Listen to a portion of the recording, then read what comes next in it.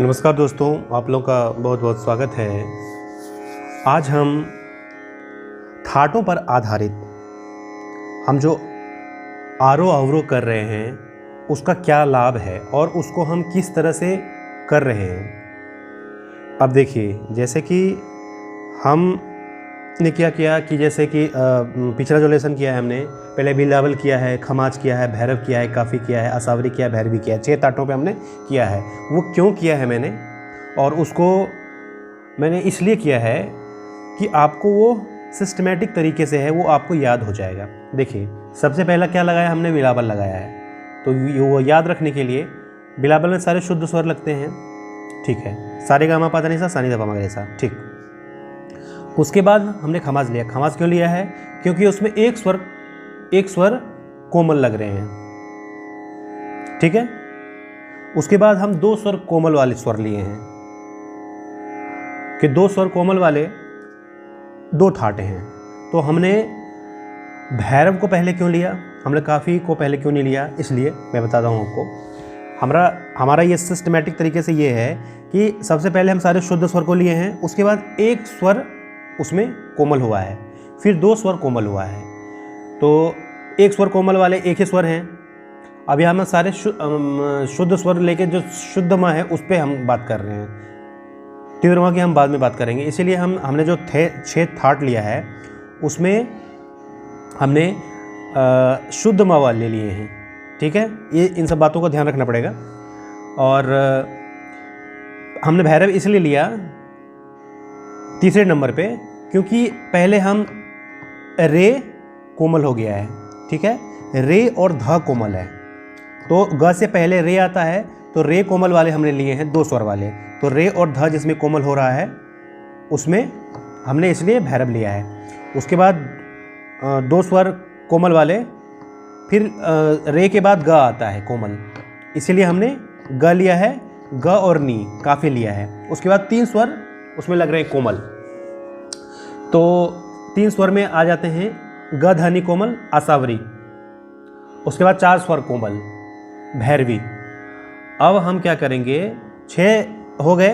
पहला में बिलावल सारे शुद्ध, याद रखिएगा किस तरह से सीरियल वाइज है। बिलावल सारे शुद्ध, एक स्वर कोमल हुआ है वो नी कोमल है। उसके बाद हमने खमाज लिया है। उसके बाद हमने भैरव लिया है। भैरव 2 स्वर कोमल हैं, पहले रे कोमल हुआ, उसके बाद धा, रे धा, तो 2 स्वर कोमल वाले भैरव हो गया। उसके बाद रे के बाद ग आता है, तो ग और नी कोमल है, तो इसलिए हमने काफ़ी लिया है। उसके बाद 3 स्वर कोमल, ग ध नि कोमल आसावरी आ गया। उसके बाद 4 स्वर कोमल भैरवी आ गया। उसके बाद 6 थाट हो गए। उसके बाद हमने क्या किया है कि हमें पता है कि तीव्र माँ हो जाएगा। अब तीव्र माँ वाले स्वर लेंगे, इसमें शुद्ध माँ अब नहीं आएगा। तीव्र माँ हो जाएगा, वो कल्याण हो जाएगा। देखते हैं,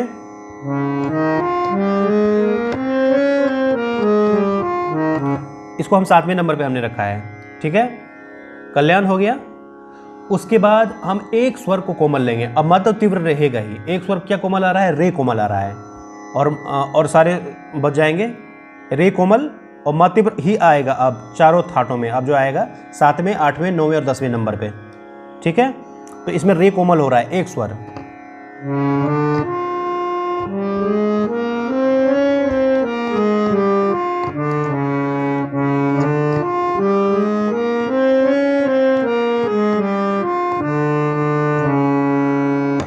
अब इसमें हम क्या करेंगे, देखिए, अब जो पहले जो चल रहा था तो उसमें उंगलियां ठीक ठाक ही चल रही थी।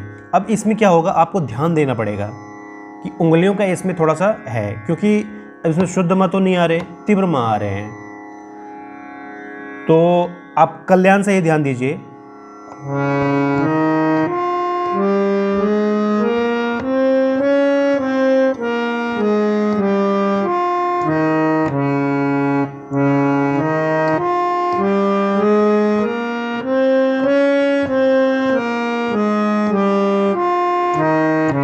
और क्या गलती होगी वो भी मैं करके दिखाऊंगा कि नॉर्मली आप जब बजाओगे तो वही गलती होगी, क्योंकि उंगलियों की जो आदत हो जाती है वो हो जाती है। गलती क्या होती है जो हम पकड़ भी नहीं पाते कि ये किस तरह की गलती हो रही है, गलती हो भी रही कि नहीं हो रही है, हमें क्या परेशानी होती है, वो भी देखेंगे।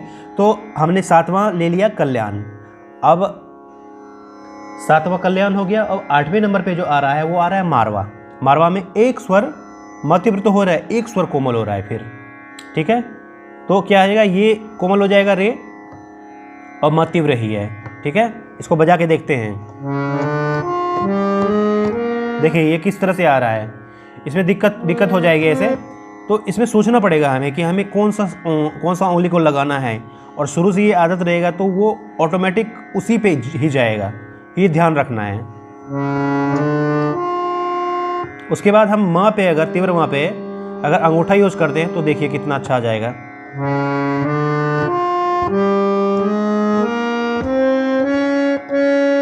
आगे सही। अब अवरोह देखते हैं।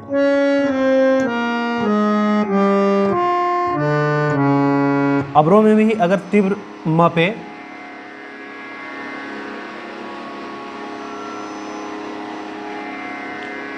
पे अगर हम अंगूठा रखेंगे तो वो बिल्कुल आ जाएगा ऐसे।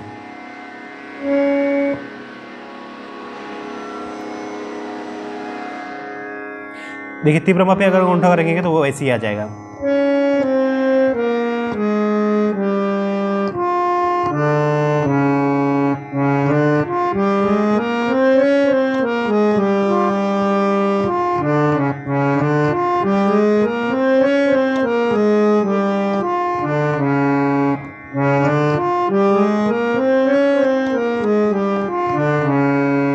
ठीक है।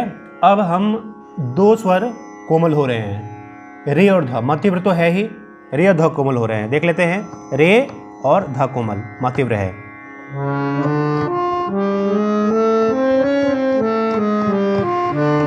इसको आप ऐसे ही बजा सकते हैं।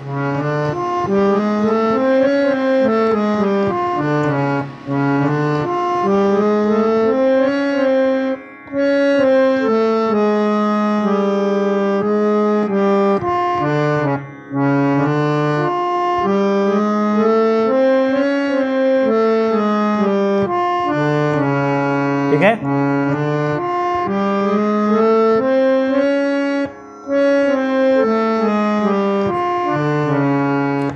अब आ रहा है, ये हो गया पूर्वी। लास्ट थाट है तोड़ी। इसमें 3 स्वर कोमल हो रहे हैं मध्यव्र के अलावा, रे, ग और धा। तो क्या हो जाएगा, रे, ग और धा कोमल मध्यव्र है। अब देखिए इसे कैसे बजाएंगे।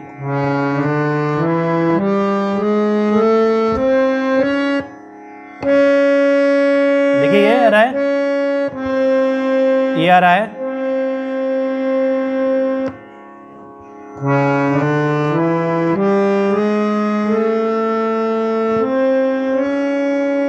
दूसरी उंगली, पहली उंगली अंगूठा, तीसरी उंगली, दूसरी उंगली, पहली उंगली अंगूठा, फिर पहली उंगली। अगर नीचे जाना होगा तो हम दूसरी भी लगा सकते हैं, तीसरी भी लगा सकते हैं। जिस तरह से जरूरत पड़ेगी उस तरह से हम लगा सकते हैं।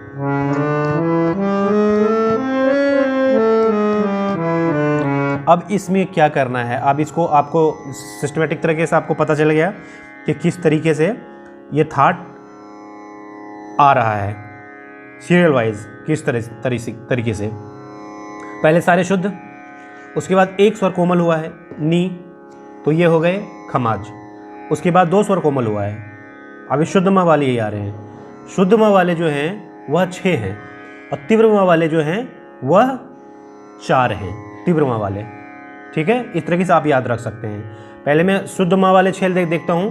तो ये हो गए सारे शुद्ध बिलावल, फिर एक स्वर कोमल हुआ है नी, और सारे शुद्ध होंगे। और फिर 2 स्वर कोमल वाले 2 हैं। तो पहले रे आ रहा है, तो पहले हमने रे वाले लिया है, रे और धा कोमल हो गया, रे और धा। आप इस तरीके से भी समझ सकते हैं। रे मतलब मैंने जो बताया था सारे गामा और पाधा नीसा, मतलब कि सारे गामा पाधा नीसा, मतलब सा और पा। अगर सेम है तो रे और धा, मतलब इस तरह से याद कर सकते हैं आप। रे और धा कोमल हो गए, फिर ग और नी कोमल हो गए, ये काफ़ी हो गया।